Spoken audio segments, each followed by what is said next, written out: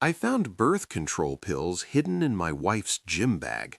She told me she stopped taking them 14 months ago. We were trying for another baby. But these pills were current, punched out just days ago. What I uncovered next went far beyond an affair. Some secrets don't just break your heart, they burn the life you thought you were building to the ground. Before we go any further, tell me where in the world you're listening from. I'd love to know how far this story travels. Don't forget to subscribe and turn on notifications. Tomorrow's story is one you shouldn't miss. My name is Tyler Brennan. I'm 41 years old. I work as a senior architect at a firm in downtown Denver. Long hours, demanding clients, the kind of career that eats into evenings and weekends. But I thought it was worth it. I thought I was building something. My wife Megan is 36. She works in real estate, successful, driven, always chasing the next listing. We have a 4-year-old daughter named Sophie, and my son Cole, 16, lives with us during the school year. He's from my first marriage. It was a Wednesday evening in September. Megan had left for a showing that morning and forgotten her gym bag in my car. Sophie needed a hair tie, and I remembered seeing some in Megan's bag. Simple enough. I unzipped the side pocket. That's when I saw them. A blister pack of birth control pills, tucked beneath a folded tank top. I stood in our garage, holding the pack, my mind trying to catch up with what my eyes were seeing.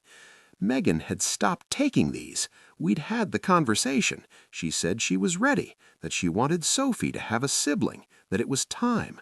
I checked the dates on the foil backing. Current, recent, several pills already punched out from this month. My chest tightened. I told myself there had to be an explanation. Maybe her doctor recommended she restart for medical reasons. Maybe it was something she hadn't mentioned yet. But then other details started flooding back, details I'd dismissed or ignored. The way she'd been pulling away for months, the late nights that had become routine, her phone always face down now, passcode changed to something I didn't know. Those client dinners happening more and more often? The new workout clothes she never wore to the gym?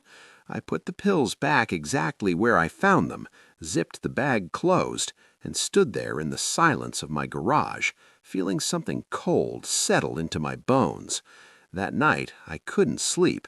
I lay beside her in the dark, listening to her breathe, wondering how long she'd been lying next to me with secrets I couldn't imagine. I didn't confront her, not yet, because some part of me already knew whatever I was about to uncover would be worse than a simple affair.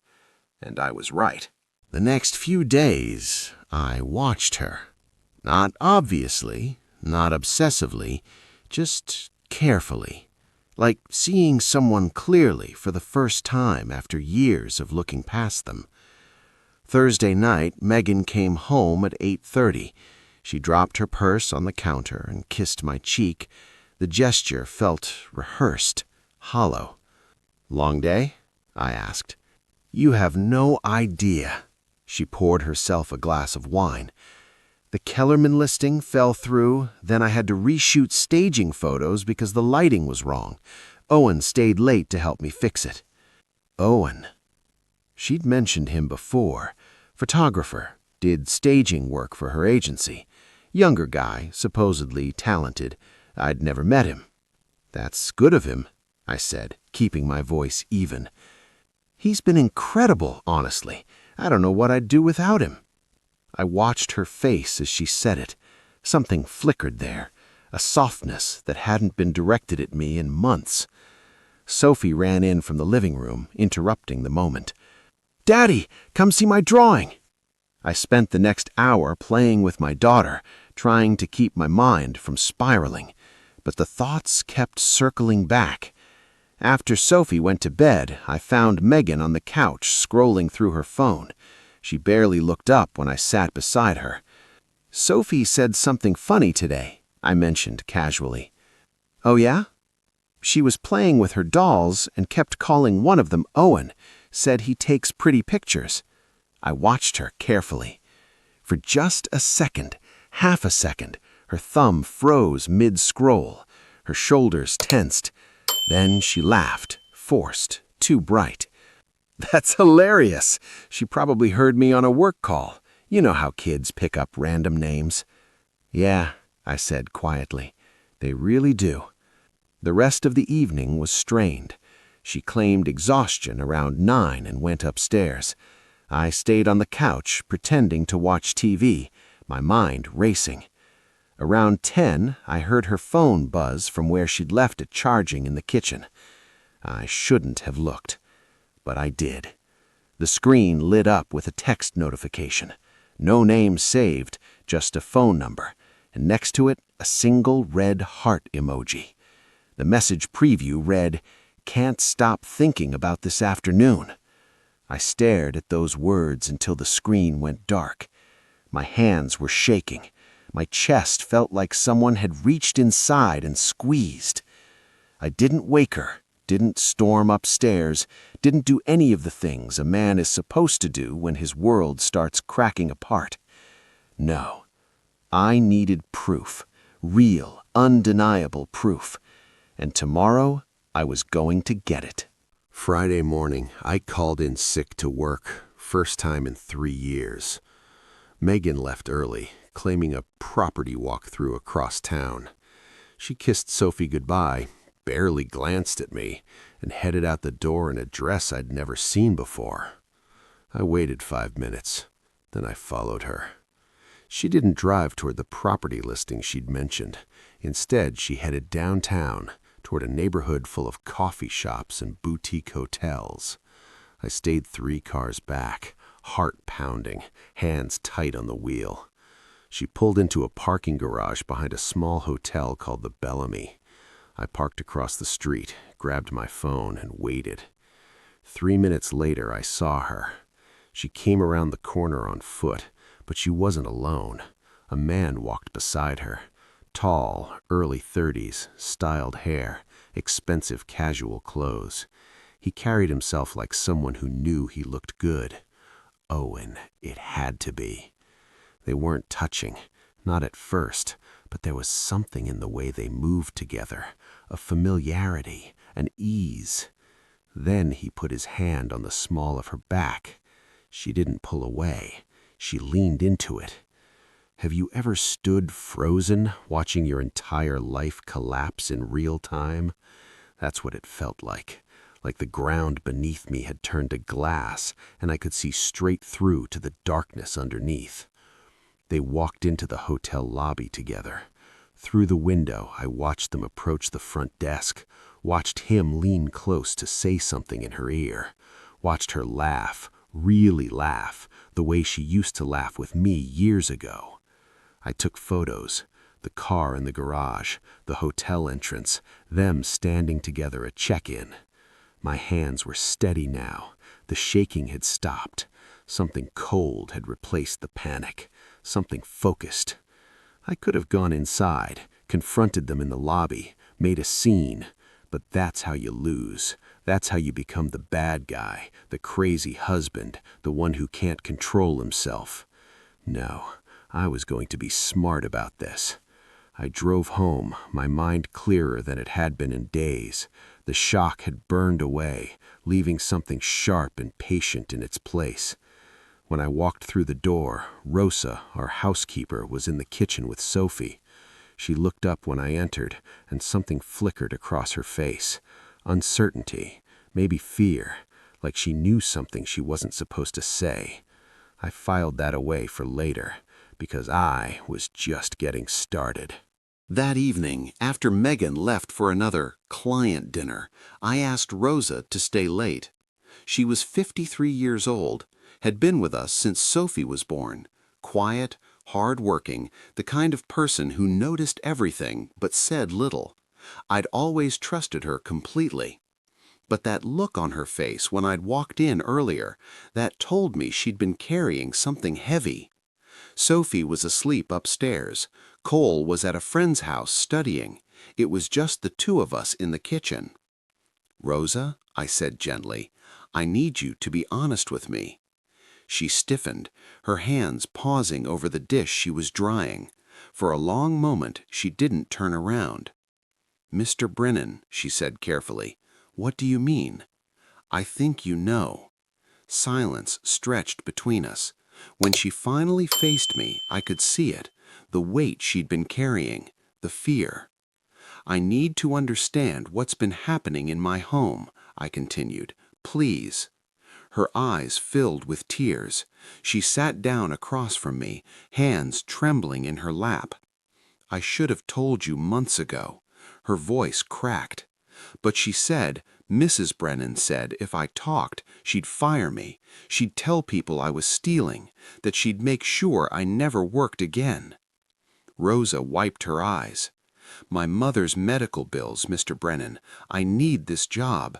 I was so scared. I understand, I said softly. I'm not angry at you.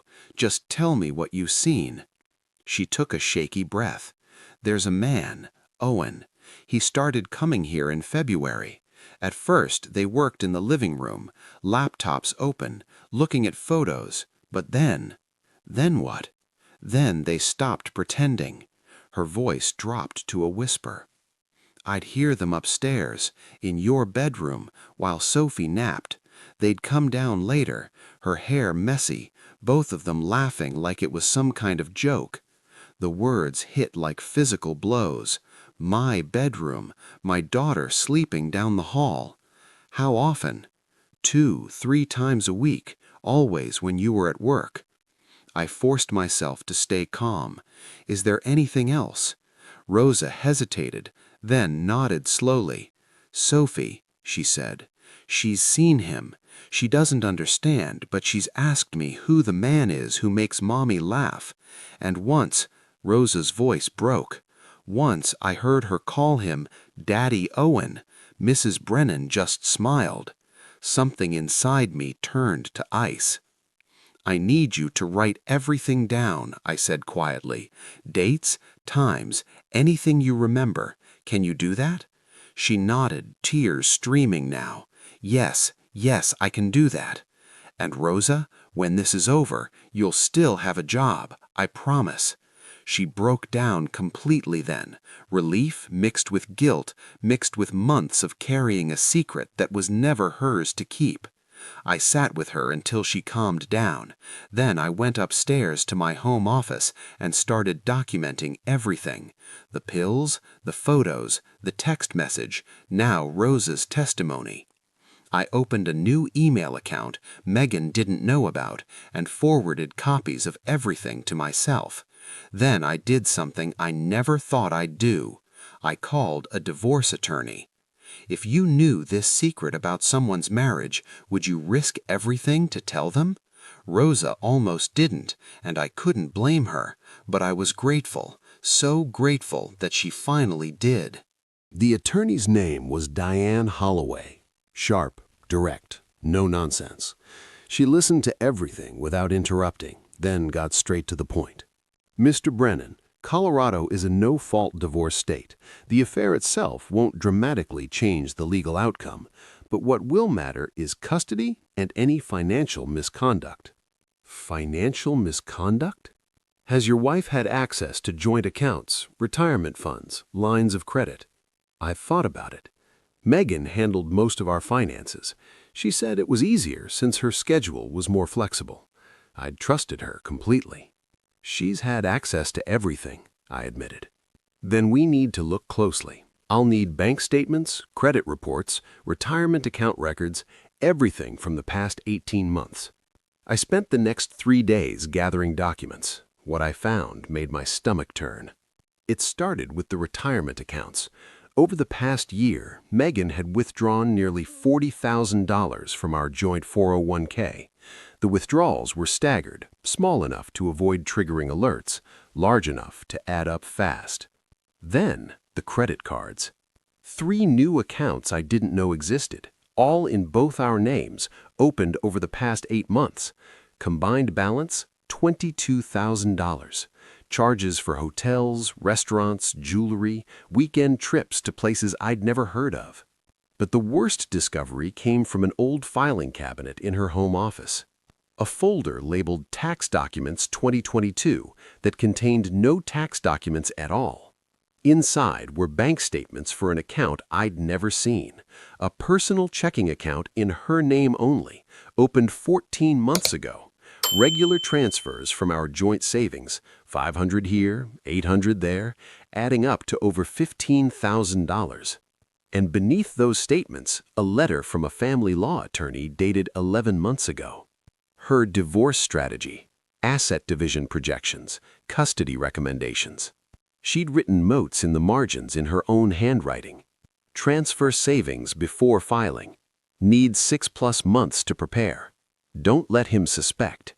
She'd been planning this for almost a year, draining our accounts, building her escape fund, getting ready to blindside me with divorce papers while I worked 60-hour weeks, thinking I was building our future.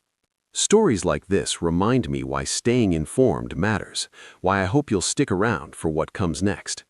I called Diane immediately. "This changes everything," she said after I explained what I'd found.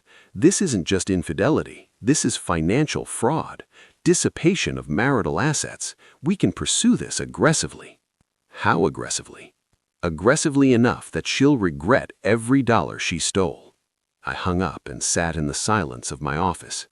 The affair had broken something in me, but this calculated theft, this year-long scheme to destroy me financially before I ever knew what hit me, this turned heartbreak into something else entirely. Cold, focused, ready. She thought she was 3 steps ahead. She had no idea I'd already caught up. Saturday afternoon, Cole came home from his friend's house. He was quieter than usual. Had been for months, actually. I'd chalked it up to typical teenage stuff. School stress, social drama, the usual. But now I wondered if there was more. Megan had taken Sophie to a birthday party. We had the house to ourselves. "Hey," I said, finding him in the kitchen grabbing a soda. "Can we talk?" He froze. Just for a second, but I caught it. "About what?" "About whatever's been bothering you." I sat down at the table. "You've been distant lately. I've noticed. I just didn't push." He stood there, soda can in hand, not meeting my eyes. I could see the tension in his shoulders, the way he gripped the can too tight. "Cole, whatever it is, you can tell me." Silence. Then quietly, "You're gonna be mad." "I'm not gonna be mad at you." He finally looked up, and I saw it. Fear. The same fear I'd seen in Rose's eyes. "I know about Megan. About the guy." The words hung in the air between us. "How long have you known?" "Since May." His voice cracked. "I came home early from school one day. They were in the living room. He had his arm around her. They didn't see me at first, but then she noticed me on the stairs." He set the soda down, his hands shaking. "What happened then?" "She followed me to my room, closed the door." He swallowed hard. "She said if I told you, she'd make sure I went back to live with Mom full time, that she'd tell you I was doing drugs, that I'd been stealing from her, that you'd believe her over me because you always trust her." The rage that rose in me was unlike anything I'd ever felt. White-hot, blinding. But I kept my voice steady. For Cole. "You threatened you." He nodded, tears spilling now. "I wanted to tell you so many times, but I was scared, Dad. She made it sound so real, like you'd hate me if I said anything." I stood up and pulled him into a hug. He was 16, almost as tall as me now, but in that moment he felt like a little boy again. Scared, and carrying a weight no child should ever have to carry. "I could never hate you," I said. "Never. You hear me? None of this is your fault." He cried against my shoulder, months of guilt and fear finally breaking loose. When he pulled back, he wiped his face and looked at me with something else in his eyes. Hesitation. "Dad, There's something else. What is it?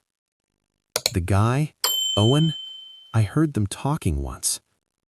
Cole's voice dropped. He asked her when she was going to finish it.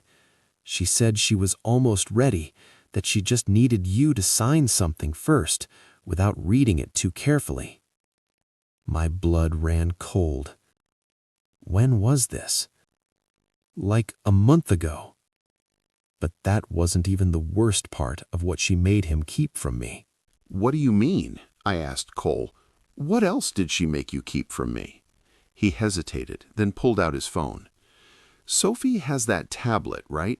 The pink one she uses to watch cartoons?" I nodded. We'd gotten it for her 3rd birthday. She loved recording little videos of herself singing, playing, talking to her stuffed animals.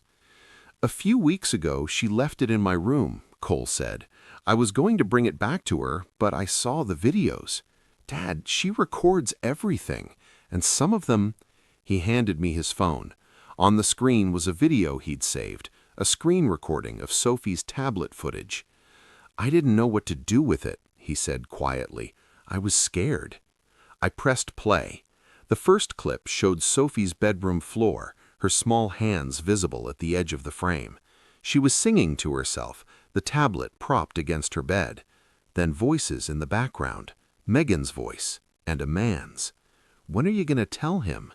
The man, Owen. "Soon." Megan's voice, muffled but clear. "I just need him to sign the refinance papers. He never reads the fine print. Once that's done, the house is in my name and I can file." "And the kids?" "Sophie comes with me. Cole goes back to his mother. Tyler won't fight it. He'll be too broken to fight anything." The video continued. Sophie oblivious, still singing, while my wife planned my destruction in the next room. I felt sick. There were more clips, Sophie filming her toys while Megan and Owen talked in the background. One showed them walking past her open doorway, his hand on Megan's waist. Another captured their voices laughing about how clueless I was. Sophie had been recording evidence for months without knowing it. "I'm sorry I didn't show you sooner," Cole said. "You have nothing to apologize for." I set Cole's phone down. "You were protecting yourself. She made sure of that." I copied all the files, sent them to my secure email, then forwarded everything to Diane. She called back within the hour. "Tyler, this is extraordinary evidence. Her own words admitting to a scheme to defraud you through refinance documents.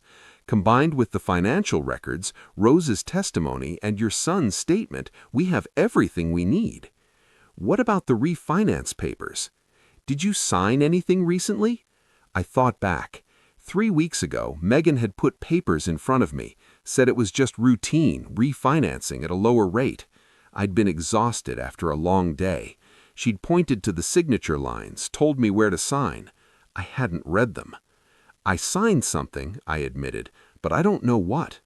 "We need to find those documents immediately. If she's transferred the house into her name, we may need to act fast to freeze assets and reverse any fraudulent transfers." I hung up and went straight to Megan's home office.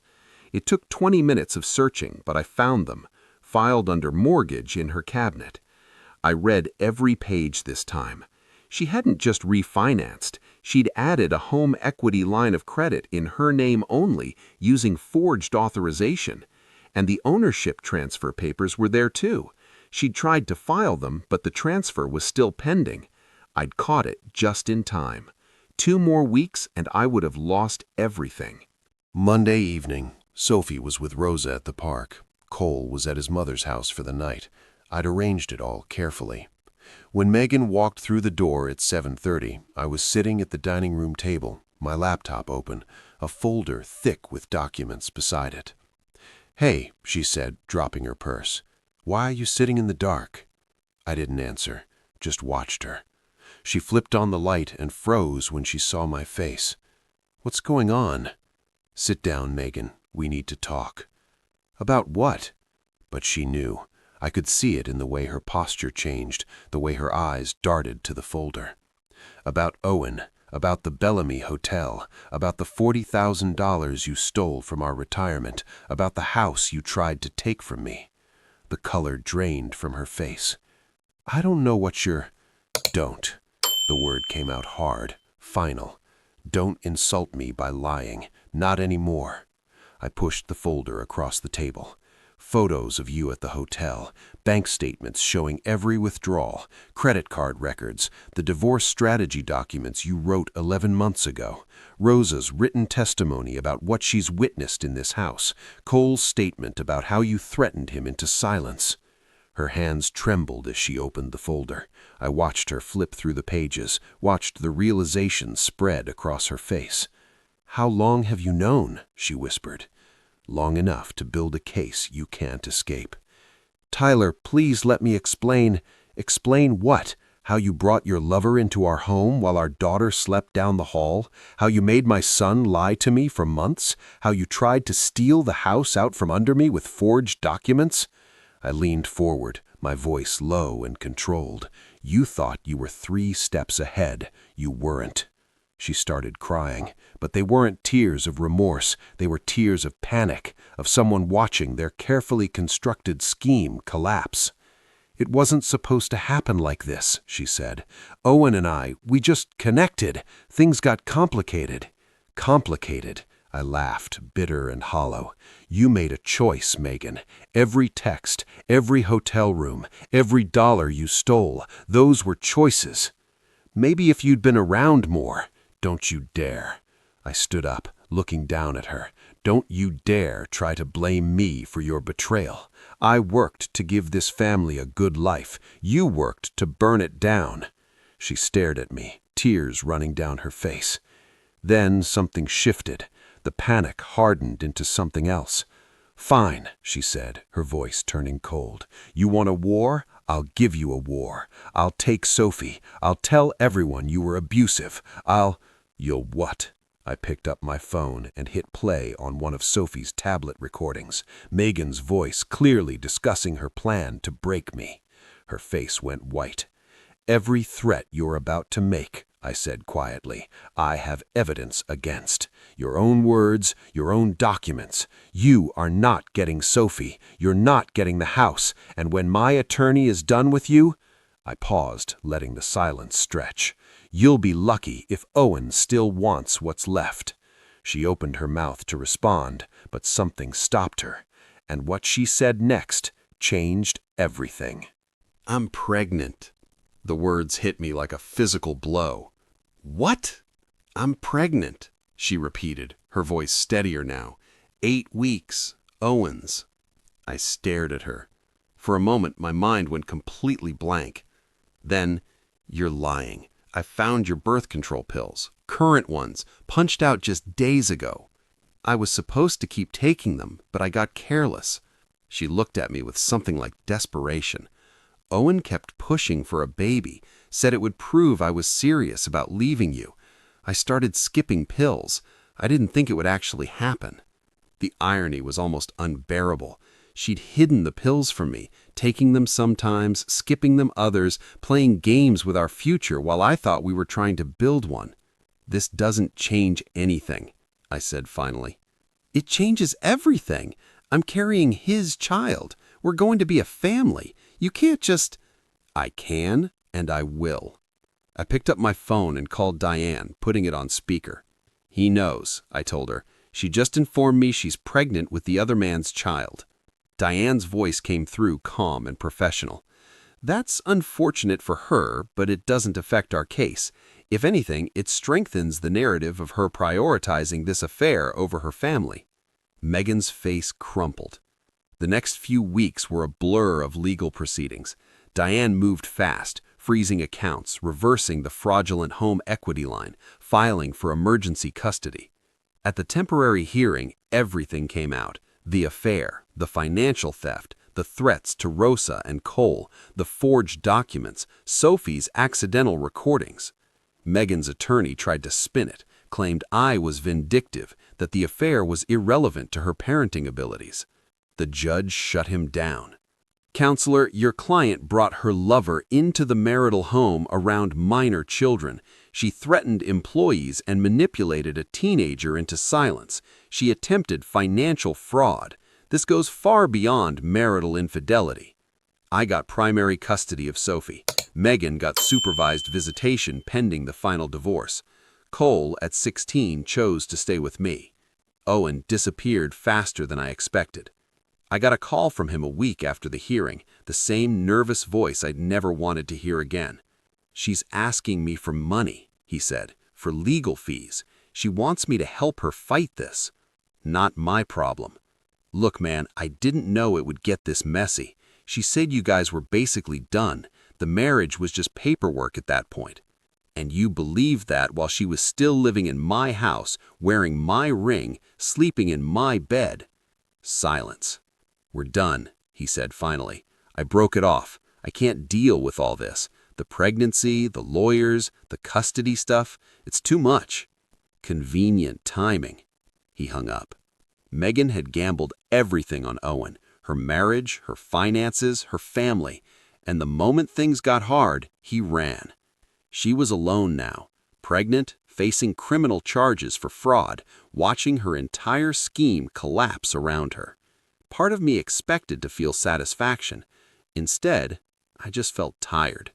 But when I got home and saw Sophie running across the living room towards me, her arms wide open, when I saw Cole at the kitchen table doing homework, finally relaxed for the first time in months, I felt something else.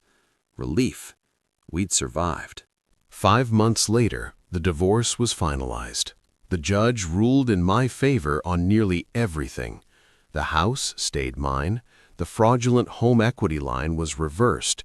Megan was ordered to pay restitution for the retirement funds she drained, every dollar, with interest. She got supervised visitation with Sophie, 2 hours, twice a week, a court monitor present at all times. The criminal charges for fraud moved forward separately. Her attorney negotiated a plea deal, 2 years probation, community service, and a felony on her record, the kind of thing that doesn't wash off. Owen vanished completely. Last I heard through mutual acquaintances, he'd moved to Austin, started fresh with someone new. Left Megan to face the consequences alone, pregnant with his child, drowning in legal fees, watching everything she'd schemed for crumble to dust. I'd be lying if I said I didn't feel some satisfaction in that. But mostly, I felt tired. Tired of the anger. Tired of the lawyers, tired of carrying the weight of someone else's betrayal. What surprised me was how quickly life started to feel normal again. Cole came out of his shell. The quiet tension he'd carried for months melted away. His grades improved. He started talking about college programs, campus tours, the future, things he'd been too scared to think about when he was drowning in his stepmother's secrets. One evening, he found me in the garage working on an old bookshelf I was refinishing. "Hey, Dad." "Yeah?" He leaned against the door frame, hands in his pockets. "I just wanted to say thanks for believing me, for not blaming me for keeping quiet." I set down my sandpaper and looked at him. "You were a kid put in an impossible situation. There was never anything to blame you for." He nodded slowly. "I know, but still, a lot of dads wouldn't have handled it the way you did. A lot of dads don't have a son like you." He smiled, really smiled, for the first time in what felt like forever. Sophie adjusted in her own way. She was young enough that the details blurred together. She asked about Mommy sometimes, why she couldn't stay anymore, why the nice lady always had to come with them when they visited. I kept my answers simple, honest, age-appropriate. "Mommy made some mistakes. She's working on fixing them, but you're safe and you're loved, and that's what matters." She'd nod seriously, then go back to her cartoons. Kids are resilient like that. Rosa stayed with us. I gave her a raise and made it clear no more secrets would ever be held over her head. She cried when I told her. "You're family now," I said, "whether you like it or not." She laughed through her tears. I like it, Mr. Brennan. I like it very much. On a Saturday evening in March, I sat on the back porch watching Sophie chase fireflies in the fading light. Cole was inside making dinner, his new hobby, something he'd picked up in the months since everything fell apart. The house was quieter now, smaller in some ways. But it was ours, built on truth, held together by people who chose to stay, who fought through the hard parts instead of running from them. Megan had tried to burn it all down. She'd lied, stolen, manipulated everyone around her, including her own children. She'd gambled our family on a man who abandoned her the moment things got difficult. And in the end, all she destroyed was herself. I used to wonder what I'd feel when it was finally over. Anger? Grief? Some kind of hollow victory? What I felt instead was peace. Not the kind that erases the past, but the kind that lets you breathe again, that lets you look at what remains and realize it's enough, more than enough. Sophie ran toward me, a firefly glowing between her cupped hands. "Daddy, look, I caught one." I smiled. "That's beautiful, sweetheart. Be gentle with it." She nodded seriously, then opened her hands and watched it fly away into the darkening sky. We stayed out there until the stars came out. Have you ever had to burn down everything you built just to find out what was worth saving?